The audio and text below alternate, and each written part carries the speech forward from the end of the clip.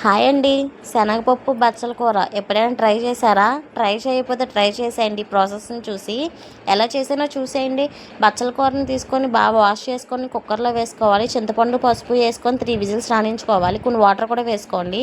ఈలో ప్యాన్ పెట్టుకొని ఆయిల్ వేసుకొని పోపు దినుసులు, ఎండుమిరపకాయలు, కరివేపాకు, ఆనియన్స్ వేసుకొని బాగా ఫ్రై చేసుకోవాలి. ఆనియన్స్ కొంచెం కచ్చాపచ్చగానే ఫ్రై చేసుకోండి, డీప్గా ఫ్రై అవ్వక్కర్లేదు. తర్వాత నానబెట్టుకున్న పచ్చిశనగపప్పును కూడా వేసుకొని బాగా ఫ్రై చేసుకోవాలి. ఇలా విజిల్స్ పోయిన తర్వాత బచ్చల కూరని బాగా స్మాష్ చేసేసుకొని ఆనియన్స్ దాంట్లో వేసేసుకొని పసుపు, కారం, సాల్ట్ వేసుకొని బాగా కలుపుకోవాలి. సపరేట్గా వాటర్ ఏం యాడ్ చేయొద్దు. మనం ఆకుకూరలో వేసాం కదా, వాటర్ సరిపోతాయి. ఆ వాటర్ అంతా ఇంకిపోయేదాకా బాగా మగ్గించుకోవాలి. అంతేనండి, ఎంతో టేస్టీగా ఉన్న మన బచ్చల కూర శనగపప్పు కర్రీ అయితే రెడీ అయిపోయింది.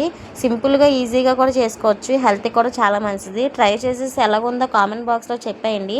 Thank you for watching and subscribe please for more videos. Thank you. Bye bye.